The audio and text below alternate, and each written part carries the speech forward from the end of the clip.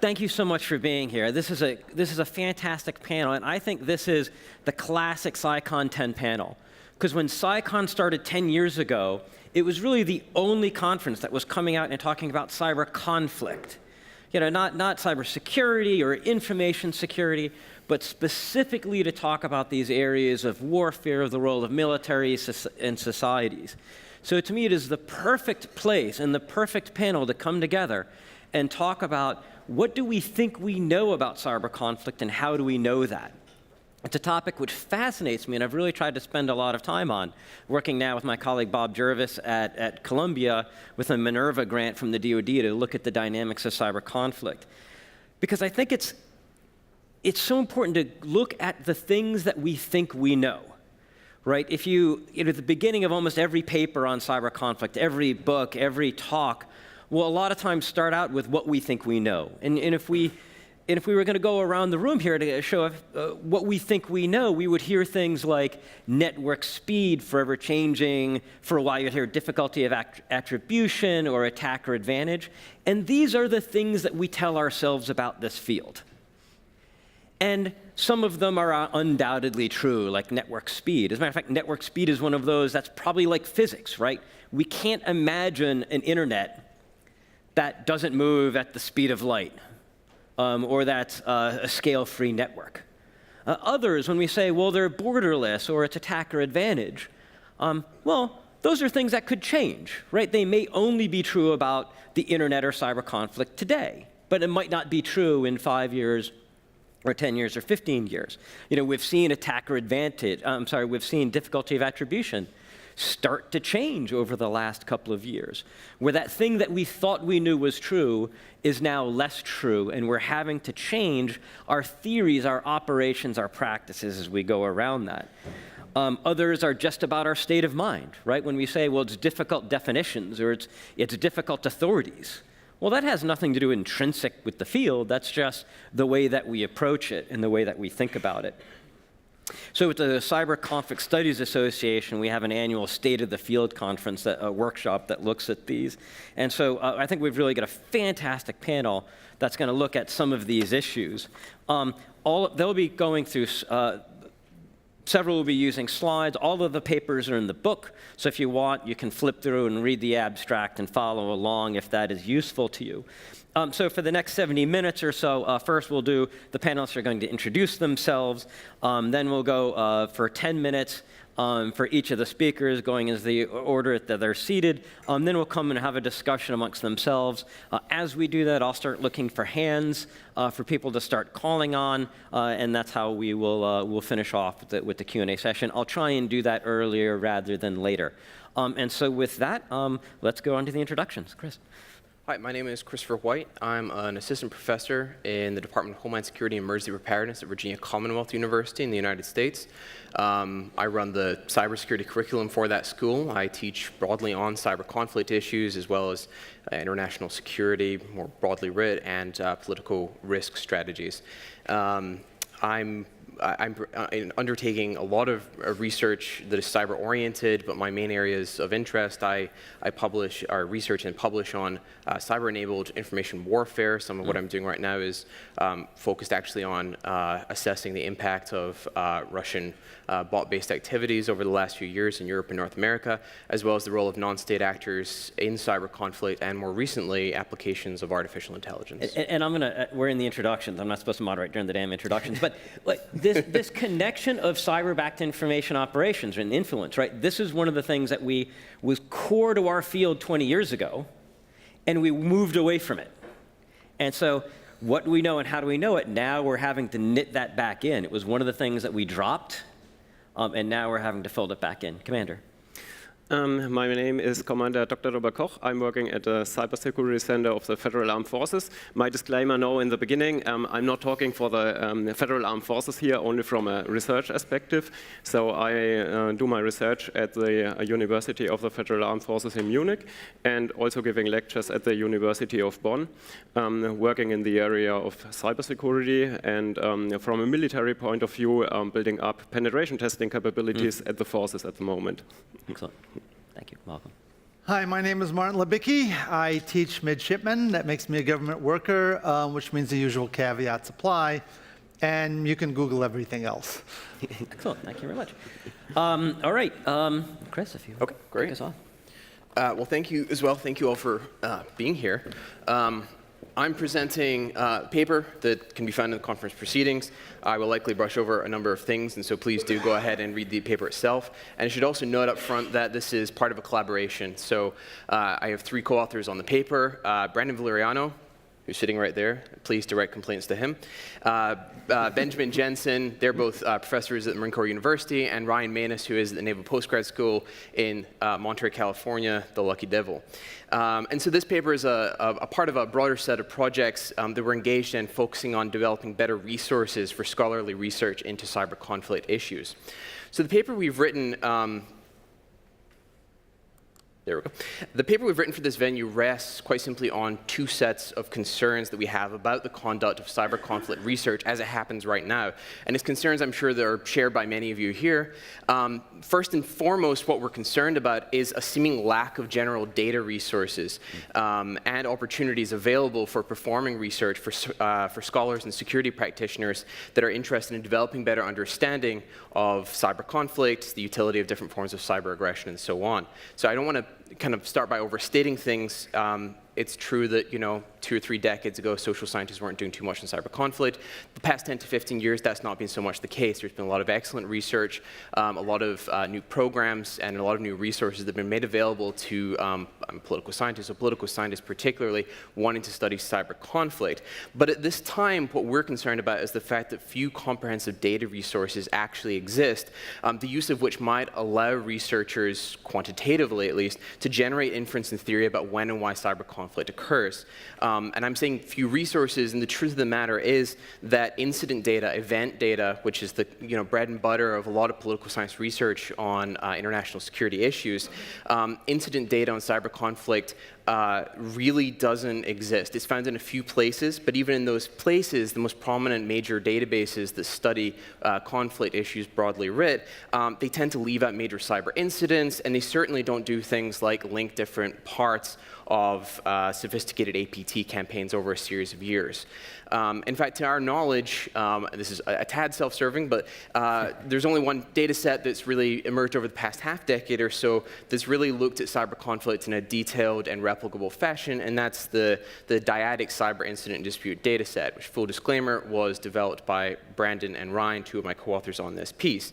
But even with that data set, as my co-authors freely admit, that effort was designed to be an initial foray, and it specifically selects on certain kinds of rivalrous relationships. And so we're still left at this point in time basically being a field that lacks the kind of data resources that are commonly found in other conflict and crime research programs, like on terrorism, extremism, piracy, militarized interstate dispute, and more. So why is this the case? Why don't we have these resources right now? You've seen this kind of slide a million times, I know. The reason we don't have these data resources is largely because of the second set of concerns we have, and these concerns are frankly just the most common feature of methodological debates on cyber conflict issues. So simply put, we face significant ontological and epistemological challenges. I'm not going to go any deeper on that, really, but if our findings in research are constantly coming from limited observations, how can we ever really create generalizable knowledge about this subject? And even if we solve problems about how to get good data, if the data is biased in any way, then how can we actually ensure that we know what we know? How can we guarantee our descriptions of when and why cyber conflict occurs? And so these challenges, as you know too well, manifest in unique ways when it comes to cyber conflict research. Mostly, the attribution of cyber events is not always feasible, and it's true on a couple of fronts. So the method is covert is the main one, I think worth noting. It simply isn't possible we'll always be able to observe every cyber event, every output of a cyber conflict action. Often events go unnoticed by their victims, attempts to actually intrude fail and don't get noticed by the victim. And of course, victims and stakeholders that might give us good data are often motivated by reputational, financial, or political costs. They fail to report that an attack has taken place as a result. And moreover, the way that the domain actually functions, again, as you all know, means that we can't easily project the frequency of otherwise invisible events in the way that scholars in terrorism studies or extremism studies might. So even where indicators suggest the existence of a cyber conflict incident, again, validation usually requires the cooperation of either victims or infrastructural stakeholders, commercial vendors, backbone operators, web service providers, etc. And so adding to all of these are dual challenges of bounding scope and controlling for negative cases. We talk about this more extensively in the paper. I'll generally put that to one side for now, but briefly, successful cyber operations might include thousands of individual intrusions. How can we bound those? How can we think about those events without the benefit of foreknowledge? And with negative cases, what we have to do is acknowledge the fact that only successful intrusions or significant attempts tend to get reported in the public sphere. So how can we as scholars actually assess the full scope of the domain if we're not possessed of the full breadth of information that should be made available to us, or we'd like to be made available to us? So our effort here is partly an effort to address these pervasive concerns about what's possible with cyber conflict research, and partly an effort to demonstrate the efficacy of large-scale data collection, large-scale approaches to parsing and curating usable OSINT information, open source information on cyber conflict from the volumes of information we have before us in the public sphere. So our main criticism that we levy in this paper of those who argue that much covert action just fails to generate observable data points is that this problem fundamentally misunderstands what we're talking about when we're talking about covert action in cyberspace. Covert action simply implies difficulty in determining responsibility or the existence of an action, but not that an action actually took place. And so beyond this basic rebuttal, we make a few other arguments that I just want to go through very quickly about why researchers should attempt to undertake open-sourced collection of information on cyber conflict trends. So the first of these is quite simply that the field is in dire need of an extensive base of core knowledge and assumptions, core theoretical knowledge about how cyber conflict manifests and what it looks like. There's a whole political science and social science thing I could go into here about the development of research programs, and there's a whole hot set of debates over it. But the general idea and the general point of consensus by social scientists is that research programs are layered bases of knowledge with peripheral hypotheses on the outside linked to core assumptions.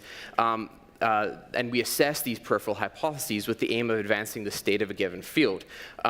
We don't actually have that much yet with cyber conflict studies. This is a field still in its infancy, I mean, arguably maybe just out of its infancy, but the condition of general core knowledge at the heart of the research program remains remarkably unclear.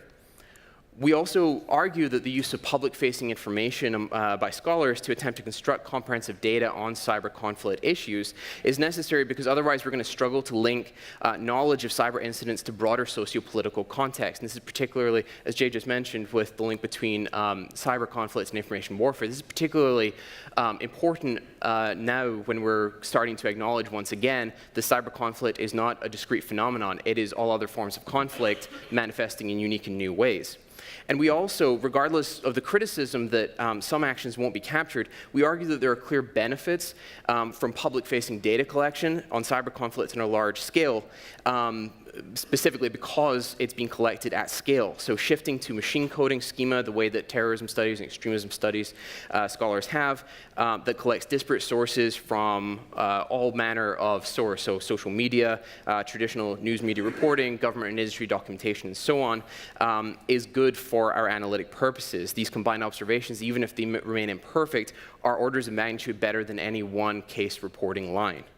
So, and very briefly, because I don't want to go over my time here, to demonstrate the utility of an approach that we're suggesting here, we supplement our arguments in the paper by applying Petrarch 2. It's a commonly used set of Python programs that basically treat text to produce event data, and we apply this to a corpus of several 100,000 news articles that were gathered and curated to focus on cyber conflict issues in the United States over a 2-year period. And the idea for us here was essentially to try and replicate past efforts. In this case, we were trying to replicate the dyadic cyber incident data set that Brandon and Ryan had previously produced.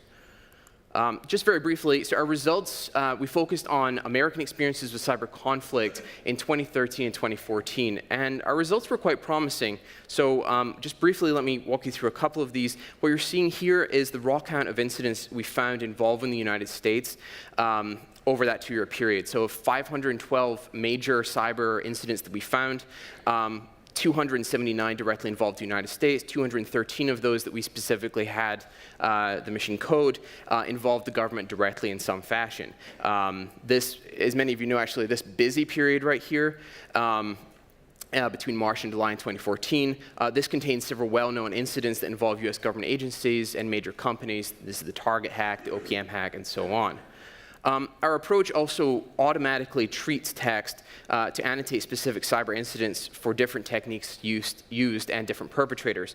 So what you can kind of see here is that while a lot of what is reported on the public sphere ends up being labeled as a cyber attack, we find most evidence of incidents actually taking place when it's reported on in the form of state agencies attributing an attack or trying to arrest a suspect.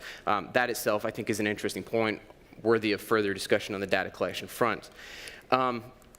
We also, on the attribution side of things, naturally find that a substantial number of incidents that we found, they're not linked when you're coding in this way to a particular aggressor, but we also kind of unsurprisingly find that a lot of what happens, or at least a lot of what happened in this period, were linked to Russia, China, and well-known throughput countries, Moldova, Malaysia, and so on. We also see evidence of actor-specific usage of cyber instruments in line with established knowledge. So Russia, for instance, is most often linked with malware employments rather than directed degradative attacks. And most importantly, just finally, what we did was we compared our own effort to that of this data set that came before us. In the same period of time, that data set found 21 major cyber campaigns.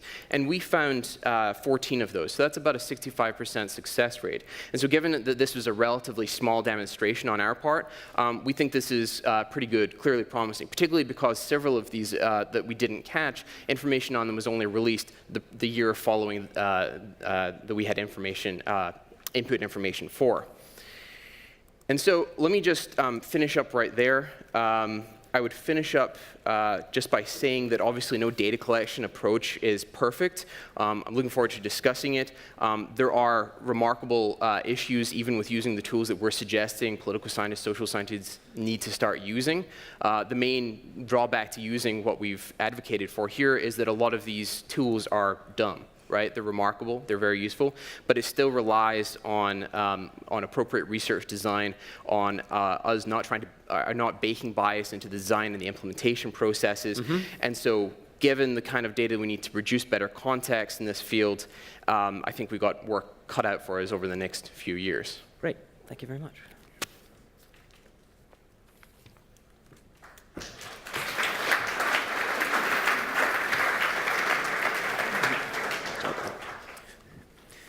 Okay, when I was thinking about the 10th event of the successful conference last year, I thought it's time to have a look at what happened in the cyber domain and what can we see and how to interpret it. So everybody very well knows the origin, the DDoS attacks on Estonia in 2007 that eventually led to the foundation of the CCDCOE and this conference. And that's quite a time ago. DDoS is a very trivial attack mean, but having a look nearly 10 years later, so in 2016, for example, the DDoS attacks on Dyn were able to show nearly same consequences. So hundreds of vendors were hit by that indirectly because it was on the, an attack on the DNS system, not the vendors itself. But because of that, millions of users had access to, for example, Amazon or Twitter or other services in the United States. Having a look also a little bit on the net losses, that's very difficult to estimate. But for example, a recent study by McAfee said that we have about $600 billion worldwide of net losses based on cybercrime. So it seems that there is not a really good improvement in the security area there. So we took a look on some significant cyber incidents, and of course it's quite important to talk about what is a significant cyber incident, because there are a lot of statistics out there where even a ping or a scan of a system is counted as an attack on a system, and that's not really helpful. You can't work with that data. So if you have a look, for example, to the statistics from the Center for Strategy and International Studies, they offered that the first time, I think in 2006, I started with 2007 because of these 10 years. And you can see that the significant cyber incidents are definitely on a big rise, especially during the past years. So we took a look a little bit closer to why our cybersecurity measures obviously still fail and what's going on there in the cyber domain. In the heart of the publication, so please read the paper, we have this timeline. We picked up a lot of these incidents and identified different relations and conclusions. For example, what about trivial attacks, sophisticated attacks, or other things like, for example, preparing the battlefield. I will talk about that in a minute. And what are the connections? So definitely not the time to talk about everything that we identified, but giving you hopefully a little bit appetite to read the paper. When talking about what we know, of course, it's quite important to realize what we don't know. In the area of cybersecurity, very well known are the common vulnerabilities and exposures. So a database where a lot of the known vulnerabilities are in. So in real world, you can go scan your system for these vulnerabilities, close these vulnerabilities, and hopefully you have a much better security level. But the interesting question is, how good is this security level in the real world? These examples are the vulnerabilities for the Microsoft Windows operating systems over a couple of years. But if you go into the details of the things that is within these statistics, you can identify that the publications of vulnerabilities strongly depend on the research focus of some companies and some single persons in the research field of the security area. So only having a look into the statistics doesn't give you a picture or a good mindset on the security of your system, because you can close down everything that's found in the database, but you haven't any idea what's really left with vulnerabilities in some of the systems. One of the things we identified, I call it preparation of the battlefield, and I'm highlighting only a few aspects during the past 10 years. Not going, of course, into the details. Some of these events we could see are quite obvious, a preparation of the battlefield, others are not. So please have a look to the publication. We describe why we are the mind that this is all within the preparation of the battlefield. Only highlighting a few. So starting with configure, everybody will remember this quite famous worm because it was very aggressive and quite difficult to catch. It has a number of versions and really learning from the defenders how to improve their attack. But the important thing about that, only the last version that deleted itself after about 1 month had a payload with it. So you can see, okay, someone more tried out something if it's really working in the real world. And of course, having a look at the events in the Ukraine a few years later, so the blackouts in December 2015 and 2016, that's even more the cause. So especially the second one in December 2016, where the power outage only affected another part of Kiev, it is quite obvious that somebody tried out if something is working, but it was not planned as a real broad attack that should disable the complete power grid. The chances with a malicious software were quite good to do that, but you can really say, okay, some players are at the moment using the Ukraine as a test field to identify what's possible and what's not. So we collected a few other things, and of course, very important for the preparation of the battlefield are some actions of hacking industrial control systems and critical infrastructures, not only in the UK, but throughout Europe. And in some of these events, we could find installed backdoors and something like that, so where the attackers prepare the systems for later access. Because there are a lot of bad news, I included a slide with good news. During the past years already, and with an outlook to the near future, there are quite some technologies which can be used to improve the cybersecurity arena a lot. But as always, there is no holy grail. So sometimes, especially blockchain, during the past 2 years, it's named everywhere, but like in every case, you have to identify where can I use it and what for. It's not the holy grail for everything and improves the security of everything. There are challenges.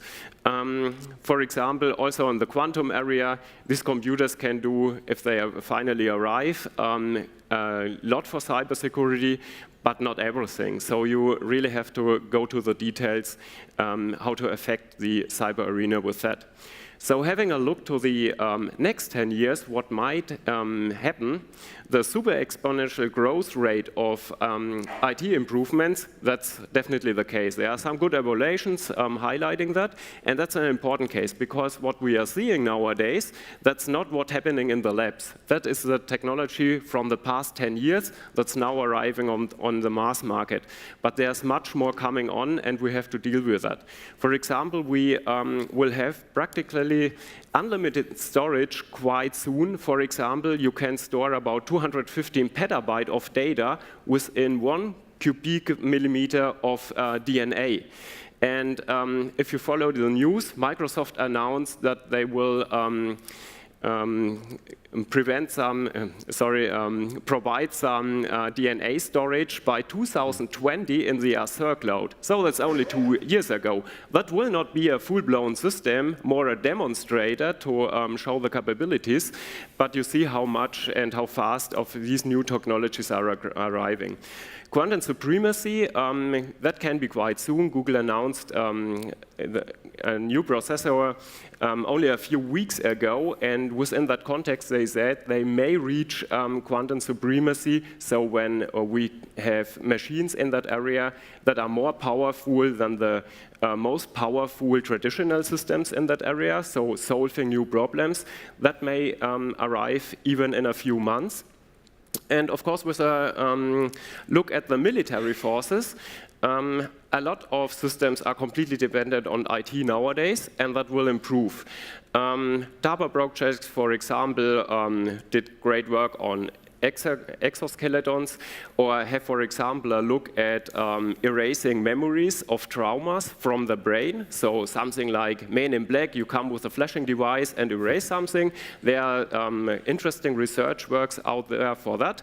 Or the other way around, Matrix, loading some knowledge up to the brain. Also there are some amazing DARPA programs running at the moment. So in a few years, you will have these technologies, and that will severely have implications for our thinking about cyber domain.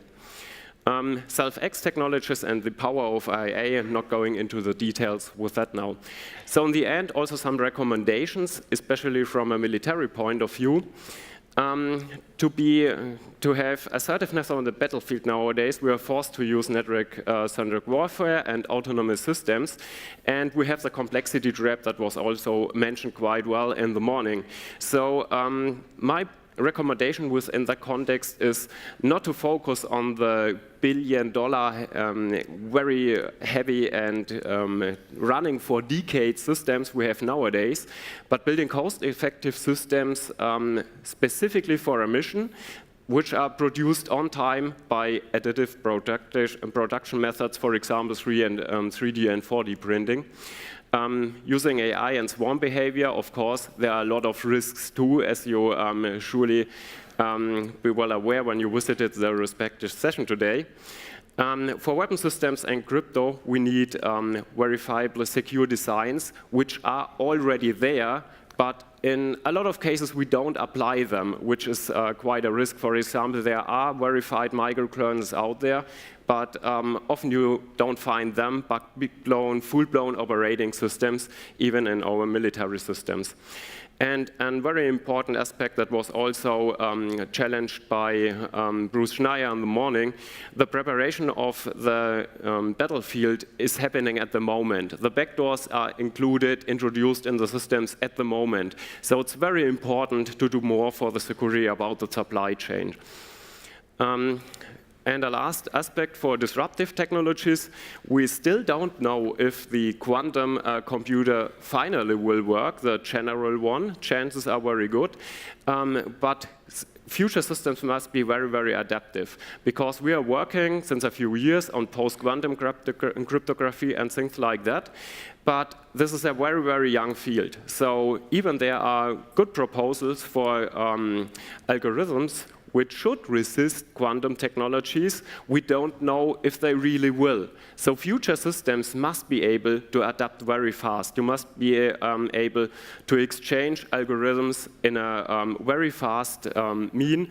And of course, we need quite flexible structures and organization to realize that. And that's quite challenging, especially for governmental institutions. There are a lot of more details in the paper, so I will be very happy if you have a look to that and come back with any questions about the topics in there later to me. Thank you very much.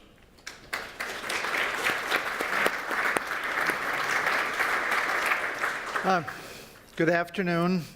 We've had 2 days of fairly heavy discussions about cyber things.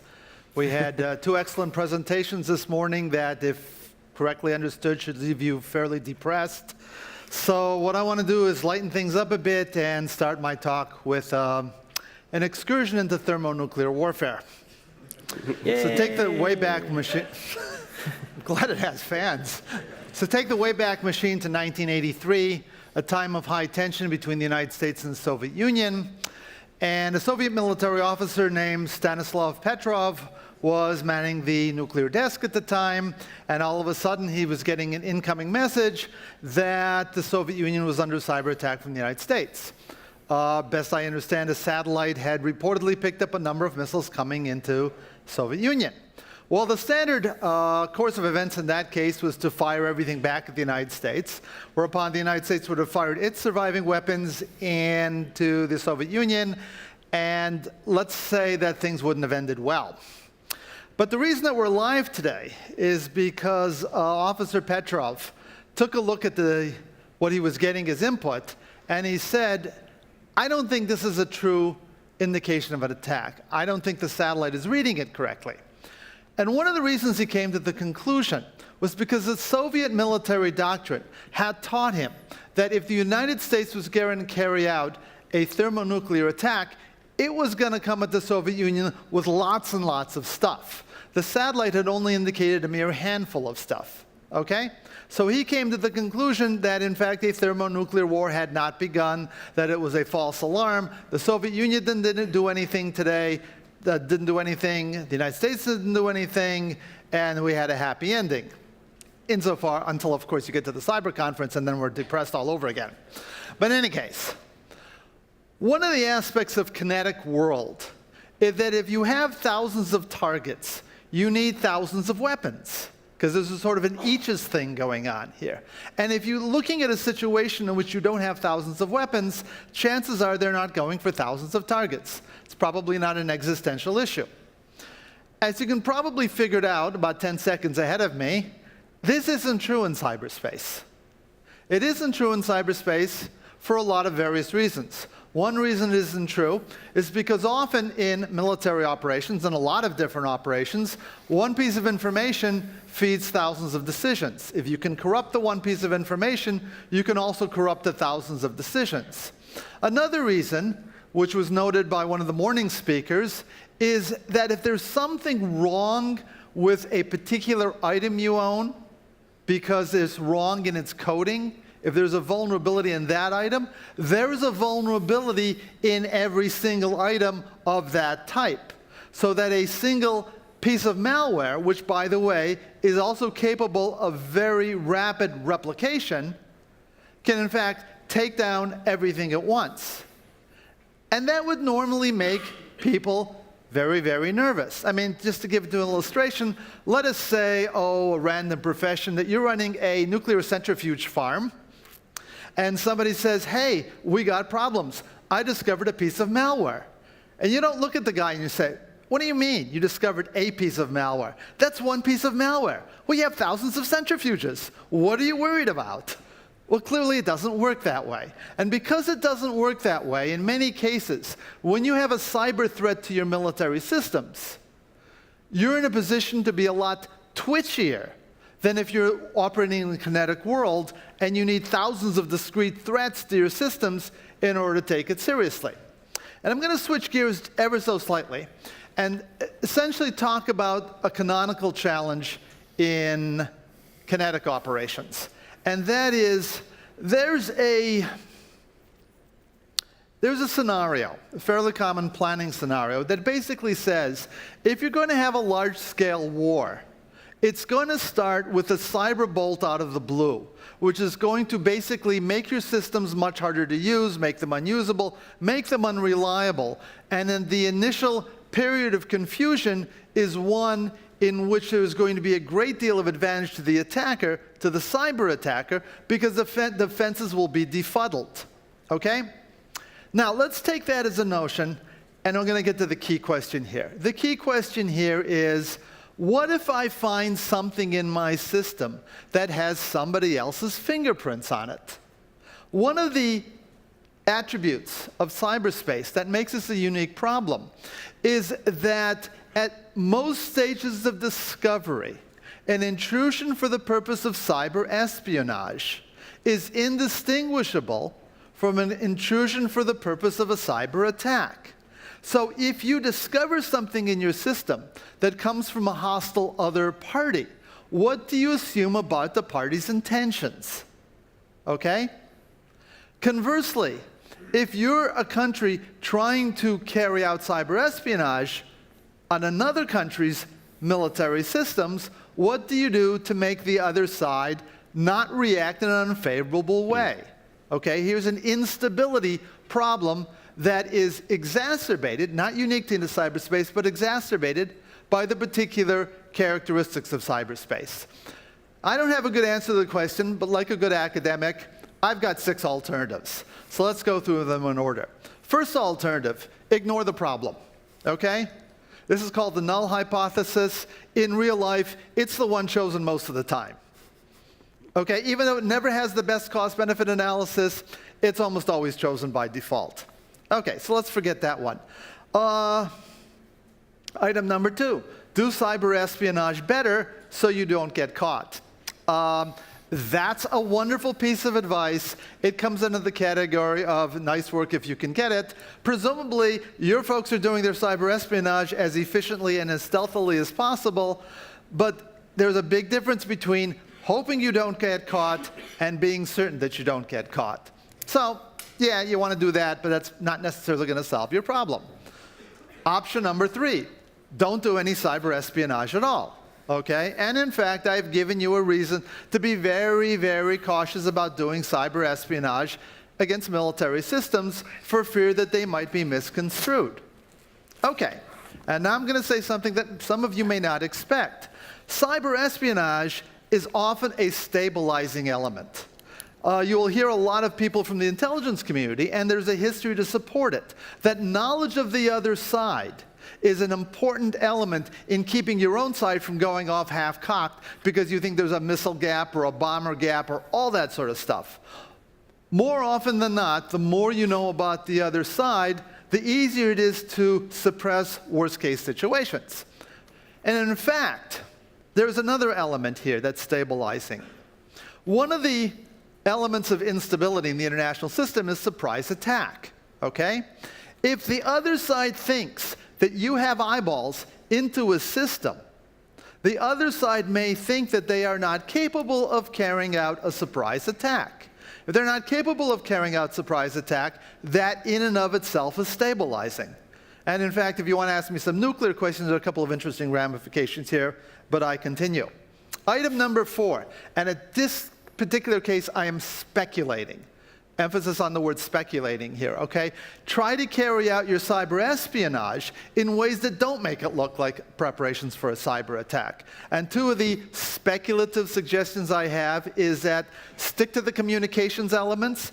Don't try to go after clients and servers you don't need a presence on, but make sure that if people discover it, they can tell themselves, oh, he's just eavesdropping. He's not trying to make things go, work funny. And the second item is to try to steal credentials rather than using persistent malware. Okay? But like I said, these are speculative. Item number 5, a lot easier to do in theory than in practice. One of the problems with discovering an implant in your system is knowing when the implant was put in, because that allows you to make inferences about the purpose of the implant. Okay? Here's the paradox. If I'm in a crisis, I am apt to scrub my systems more diligently. The more diligently I scrub my systems, the more likely it is I'll find something that I just as soon not want to see, right? And the more likely it is, therefore, that the discoveries of implants will be correlated with crises. And if they're correlated with crises, they're going to be meant as specific to the crisis. So, paradoxically, if you put an implant into somebody's systems, you want some sort of indication about when you put in the implant as a way of calming the inferences that other people are going to make about your system, okay? And I find I'm going to end with a counterintuitive notion for how to deal with the problem. If the problem is that cyber espionage is going to be inferred as leading to cyber attack, do a lot more cyber espionage. That does not culminate in cyber attack. And after a while, people will get used to it, and they won't panic. Great. Thank you very much, Martin and all. And thanks for keeping to your time. I'm going to pick up on that last point, just because it's the one that you left us on, because it's one of these differences, in getting back to the theme of what do we know and how do we know it. I've had senior folks at Fort Meade say to me, well, espionage can't be escalatory because everybody does it. And therefore, it's something that we don't have to worry about because it won't be destabilizing or escalatory. But as you pointed out, right, since General Hayden puts it, attack is a lesser included form of espionage, then it can be this confusing. And if we have these habits of saying, well, espionage can't be that escalatory, it might lead us into these dangerous kinds of conclusions. So I'm really curious about your thoughts on the panel about what are some of these areas where maybe our instincts are of where cyber conflict and conflict are diverging and maybe gets us into trouble. But I also don't mind if one where we think they are more different, that cyber's, oh, it's so crazy different, when it actually is more similar to conflict. Let me make 2 observations here about the Cuban Missile Crisis. One of the reasons the Cuban Missile Crisis was wrapped up the way it was that both Kennedy and Khrushchev thought that something would get out of hand. Yeah. There would be an incident that would get out of hand. There were 3 incidents. 2 of them were about spy planes. One of them when a U.S. spy plane looked like it was going to wander into Siberia and may in fact have wandered into Siberia, and the second one when a spy plane was shot down. So this notion that spying doesn't implicate you in conflict isn't even true in the nuclear realm, much less the cyber realm. Yeah, and I'm very cautious that this area of miscalculation, especially, and we're going to talk about this in one of our future questions. Cyber Command just issued their new vision where they talked about persistent engagement and that they need more agility to engage with the adversaries. And so I'm really interested. The president might be talking with a counterpart in a sensitive negotiation, and Cyber Command is off doing things like Cuban Missile Crisis, dropping practice depth charges on Soviet submarines. That's sending one signal that might be very different from the one the president is expecting. And so I'm really curious about this miscalculation. And I don't know if either of you have any of these points of where we might be closer to conflict than we think, or the places where we might be farther away from our instincts. So with just one brief clarifying point I would add to that is you have another dynamic that you have with say, cyber weaponry that you don't have with nuclear weapons, which is that authorization need not necessarily come from on high, right? Executive authorization or even high-level military authorization is not actually consistently required for every individual intrusion, particularly if intrusions are automated after a certain point in time. And so that just frustrates the problem even further, where if you can't distinguish between espionage and attack, because of course when we're talking about cyber attack, we're inevitably, I mean, just think of the kill chain, whether or not you're a fan of it, most points in there are exploitative points, right, up to kind of complete the mission, do whatever the actual attack function is. If they're indistinguishable, the fact that it could be somebody in a control room authorizing what they think to be a low-level interaction, because let's say you are in a set of negotiations or potentially a standoff with another country. You may think it's actually the norm that your opponent is expecting you to attack their system for reconnaissance purposes at an increased rate, and so you may be more willing, again, not at a high level, to okay these operations. That's really interesting. Commander, anything? Well, I think that cyber operations can be quite similar to regular operations, and that we just have to learn to demystify the cyber arena a little bit.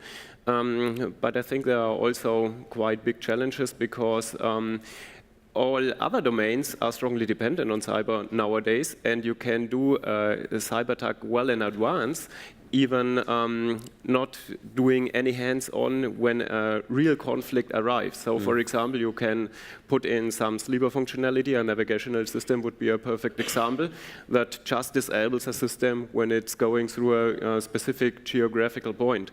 And then you don't have to do any hands-on that can be detected or recognized. So that's a second aspect that's completely different on the other hand. Now both, especially you, Robert, you had, when you're looking at your timeline, you had it in an arrow, and the arrow was going up at an angle. And you might have done that just because that fit on the slide more easily. But, Chris's was similar. But, I mean, they have been getting, or I mean, it seems that every year has been getting worse than each year, and other speakers have hinted at that, and that's been my experience. So one, I'm curious, do all the panelists agree that each year, in general, seems to have been getting worse, that the scale and scope of incidents year by year has been getting worse? Anyone disagree with that? Spam's getting better. Yeah, in some areas, spam has been getting better.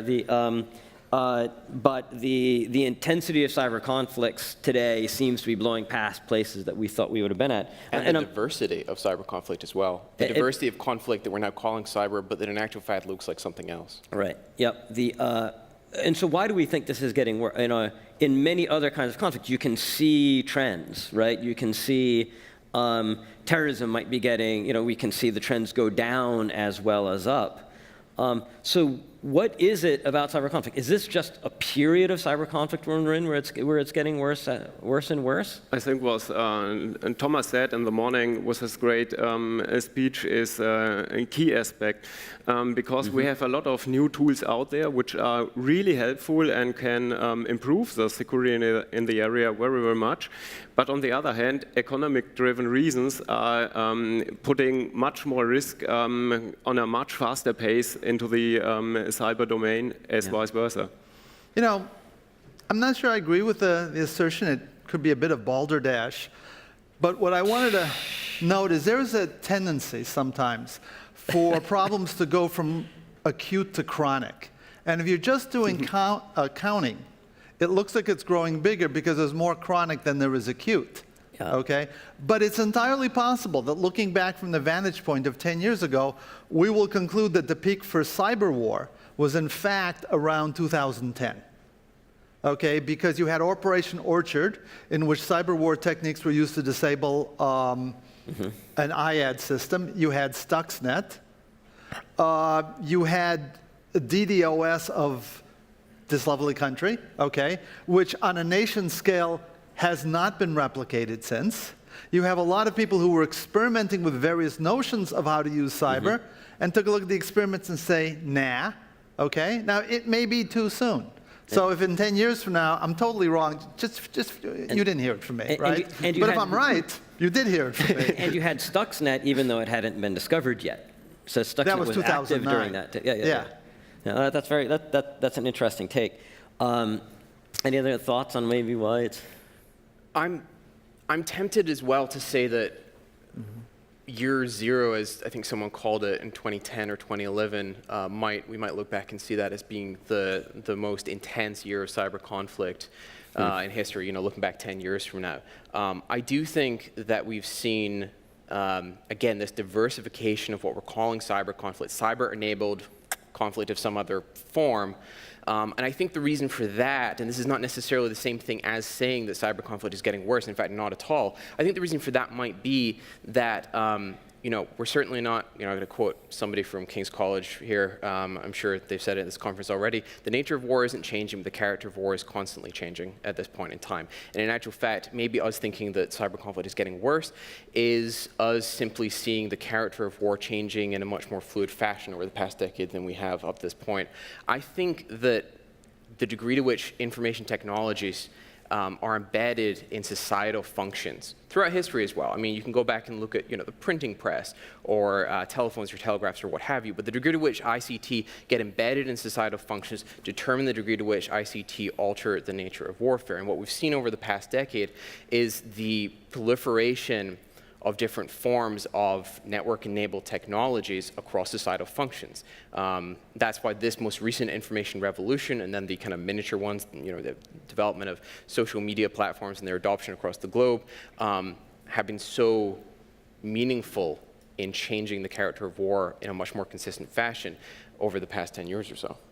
Yeah, and I think this is really fascinating. In both, and I've really seen it this week, where I saw one very senior European general say, no, war is always about terrain. Terrain, terrain, terrain. And you couldn't get another word. It was about terrain.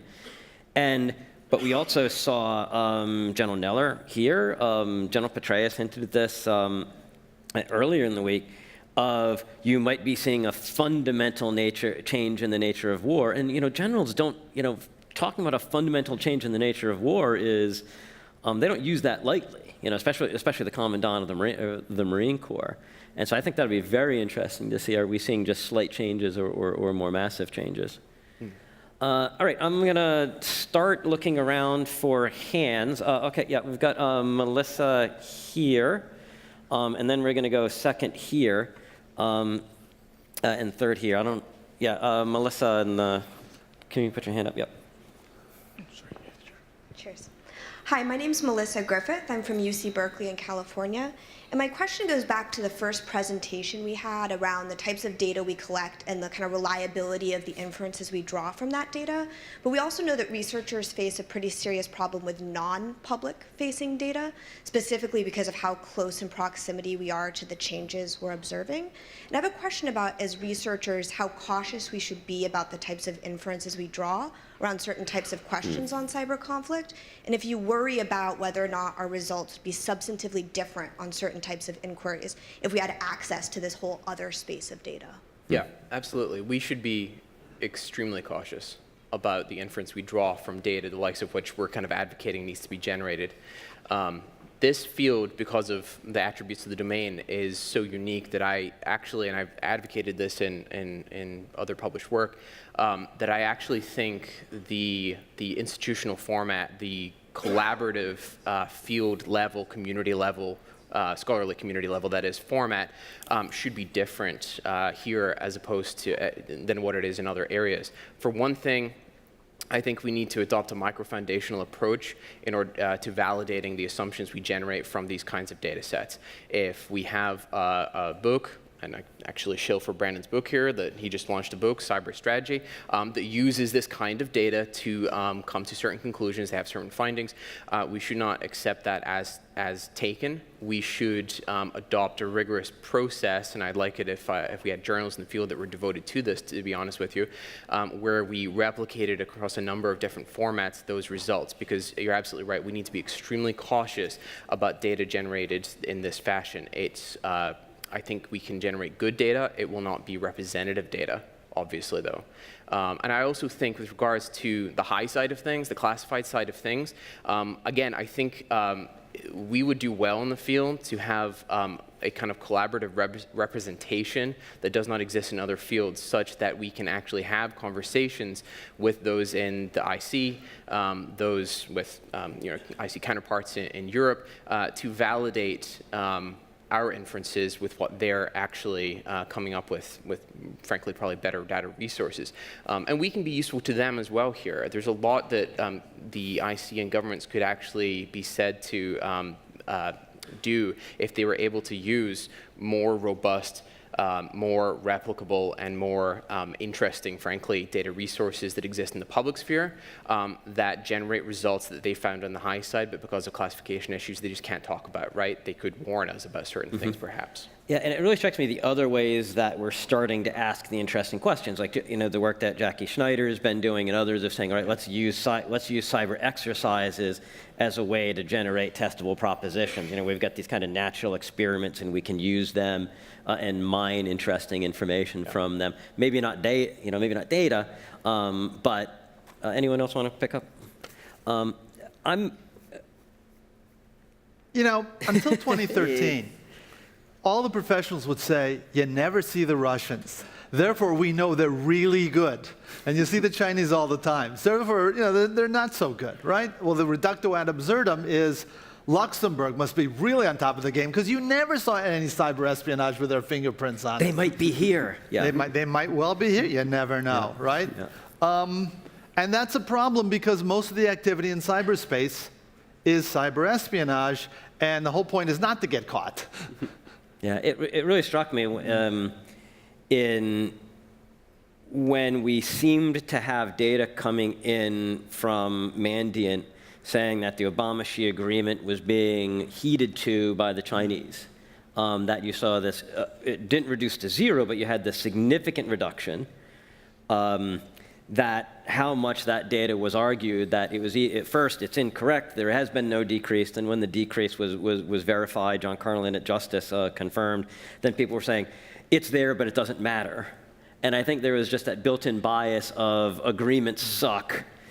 If we were done this by deterrence, then it would have been more trustworthy. And it was very interesting to see the policymakers and practitioners go that way. If there's one, it surprised me when I did my book and how much I had the people on the cleared side look at it, and it was certainly made me feel better that they thought that it carried through from the classified versus the unclassified. And side. I'll just put out there as one more thought. I mean, you might not think this given the presentation I just gave. I'm an extremely conservative thinker when it comes to the data that we can use on cyber issues. I simply think that researchers in political science particularly need to be doing more, and that's why certainly I got involved with this type of project. Okay. And I had called the second, I've got one over here. There had been one, okay, well, I don't see. So second will be here, third will be the mid. Thank you. My name is Karsten Friis. I work at the Norwegian Institute of International Affairs. We work with cybersecurity from a social science point of view, and I really recognize, the challenge we have. Because how do we study it? We can see what politicians and generals say, or we can read the strategies, or we can read media, but we're kind of far away from the real thing. And it typically are inflated, or it's not really secure. So I really follow you. It's difficult to kind of find good empirics, so to speak. But at the same time, and you said yourself, it's in the context. It's always that conflict is in a context, and cyber tools are just one of many tools. And in case of Ukraine and others, we know it's going on, and it's not so difficult to. We can look at that specific context, specific incident, if it's a big political crisis. But my question, what I want to bring up, is that what we rely on, as we don't have access to classified material, is typical private sector companies, like the Symantec's and the FireEyes, who provide very good information for us about what happened. But of course, they are not objective, information providers necessarily. They have an agenda and they want to sell things. They might inflate the facts as well. I don't know. But I would like your thoughts about that. How we as social scientists rely so much on the private sector on this. Thank you. Interesting. You want to pick up on that? I mean, it's methodological, so I think it's aimed at you. But we also haven't heard from Robert for a bit, so I don't know. I've had my just briefly. I've had my hand in several of those data pots, and am currently actually working with a couple of those companies. I like the tools that they offer offer us as social scientists. I mean, something you can do with like Symantec data, for example, is you can look at global malware distribution, actually controlling for the number of users that Symantec has in a given country, right? So you can actually work on this representation problem that we have with just broad scope OSINT style data collection. That said, though, I'm extremely leery of the idea that you can infer about some sort of kind of global question, the scope of questions that IR scholars consistently seek to answer just from working with vendors. As I say, I'm kind of currently involved in a couple of these projects, and I don't think I've convinced myself yet that I can do more than focus on very, very tailored and specific, region-specific questions yet using this data. Yep. From my point of view, there are, for example, I mentioned that also in my paper, the data breach investigation reports from Verizon are a good example. They did some analysis on the cases they saw in 2015 and 16, and during the evaluation, there were also some technical conclusions, and some researchers put them up in the end and made a very detailed analysis about them. And they found out that it's absolutely not possible that these are the real reasons for these breaches. So I think, yeah, you can see a little bit because that were the cases they had seen and they analyzed, but the analysis itself was very weak. So they only did present these technical details in these 2 years, nowadays not. So also a good solution. Just put the data not into the report. But often the data in these reports is very biased, so you really have to be careful with this stuff. It really struck me when you were putting the costs up, because when I was doing my book, I came across a quote from Cliff Stoll, and he was talking about the Morris worm, and he was talking, it looks like the costs from the Morris worm were between somewhere between $100,000 and $10 million from the Morris worm, 1988.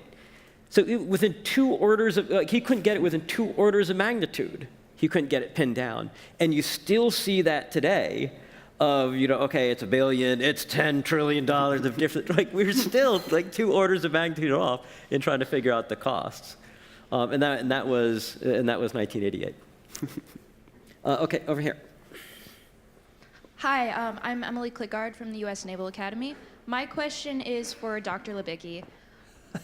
In regards to the recent cyber conflicts between the United States and other countries such as Russia, China, and North Korea, you mentioned several options with regards to dealing with cyber espionage. I was just wondering, which option do you think, with the present conflicts we're experiencing today, is the best course of option for the United States to approach with these countries? Do you think we should approach them all the same, or should we approach each nation differently, especially with the vast differences in the leadership of these nations? That's a really good question. And a lot depends on the sort of inferences they're likely to make. Unfortunately, if you actually work the logic, it turns out that you treat the most reasonable people in the worst way, because they're the least likely to make the bad inferences, right? Of the 3 countries, I think China is clearly the most level-headed, least likely to fly off the handle under its current regime. But unfortunately, you walk the dog, that means, well, we really ought to be doing a lot of spying against China precisely because they're not going to overreact, which is not exactly a way of rewarding their calm demeanor. I would be very, in general, I'd be extremely careful, do the sums and check them twice. For any sort of cyber espionage against these countries, oddly enough, because the North Koreans, having read the New York Times, may believe that we carried out a cyber attack against their missile system, they may be the least sensitive to it. But I'm just guessing. Yep, any from the others? Okay. Okay, so it really struck, so I think the most important document that's come out, the biggest change in our doctrine and our thinking, almost since I've been in this business, was earlier this year when U.S. Cyber Command came out with their vision statement that did a couple of things. One, how many folks have read that, the Cyber Command vision, or the paper by Richard Hartnett? Because it said, one, we recognize that that nations are in this state of persistent engagement, right? It's also been called constant contact, right? There's not a period of peace and then a period of war. It's not even really a gray zone, but it's this persistent of the cyber forces of nations up against one another, in there throwing elbows all the time. And I thought that was such well, and they said, and therefore we need to defend forward with more agility. So there was a descriptive and then a prescriptive part of that. And to me, many of us had been writing about that and talking about that, that it wasn't necessarily discrete. But I think Richard Harknett's paper and Emily Goldman really helped bring us into this new mindset. And it was interesting because it was one of the first paradigm changes that I personally felt. And I'm curious am I out on a limb on that, or does it change the way that, for example, we might look at data, or the way that you think about history, or what might be coming up next? And after this, I'm going to do, I'm very curious about the next 10 years. Are we going to see discontinuities? And Robert's already picked up on that. That'll be the next question. It's interesting that you talk about persistent engagement and then couch it in the language of states fighting each other. These are two different ways of thinking about the nature of cyber threats, right? Their language, and this is where the paradigm shift you describe, I think, comes in for me.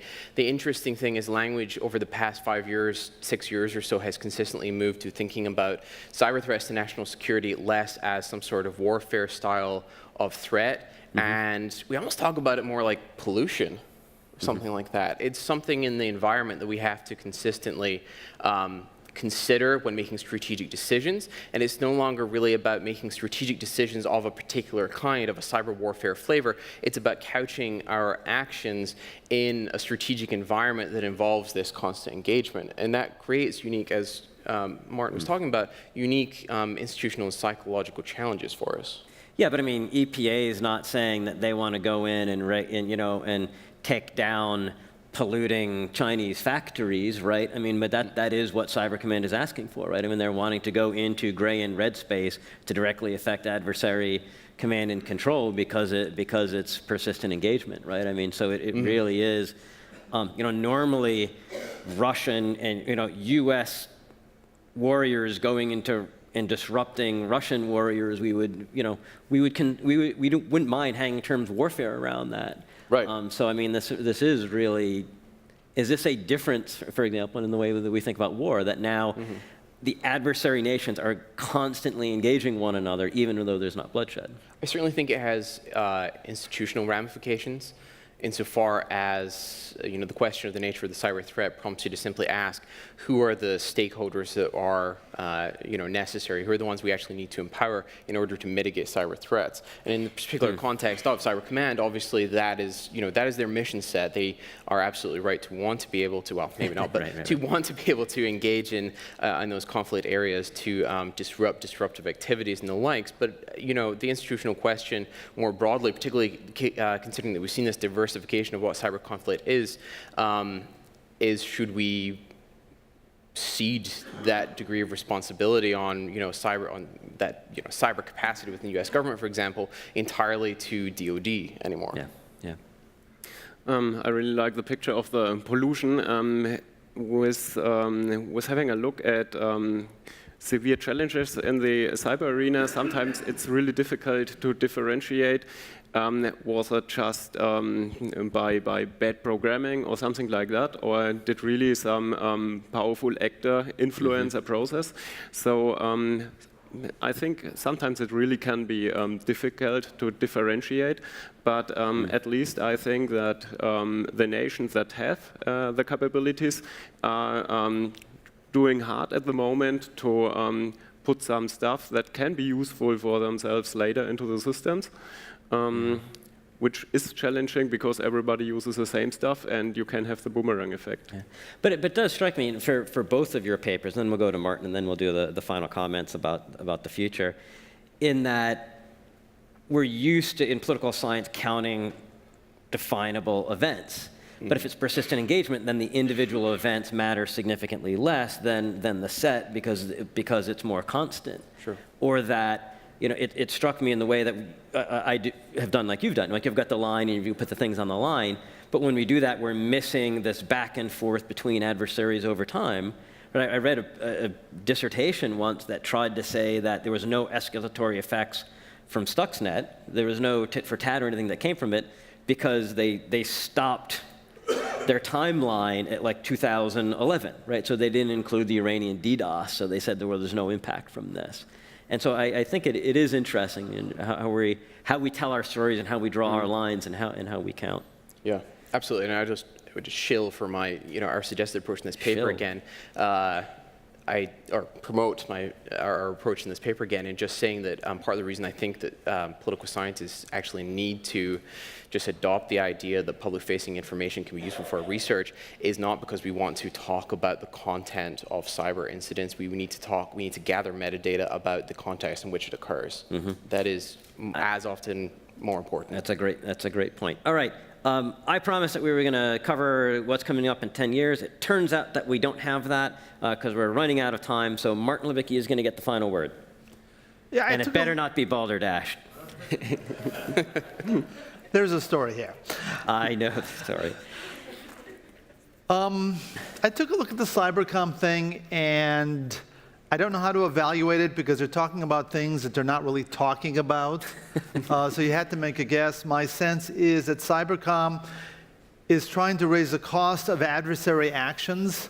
But as an economist, I always have to ask the question, one, is it costing us more to raise their cost than it's worth? And number two is something called the fallacy of the last move, right? When you do something and you say, well, this is successful, I've won, until the other guy comes up with a countermeasure, and then you think, maybe my investment wasn't such a smart idea after all. So, I don't know. Yeah. The last word is going to be, I don't know. That's actually not a bad way to leave a panel on what do we know and how do we know it of I don't know. Because the open questions are so broad. And like it brought up in the keynotes this morning, that Microsoft brought up, John Frank, of saying, look, we are in the first steps of a new digital civilization, right? We are at the very beginning edge of this. And we've got a long way to go. So with that, we don't have a long way to go with this panel. So please join me in thanking our panel.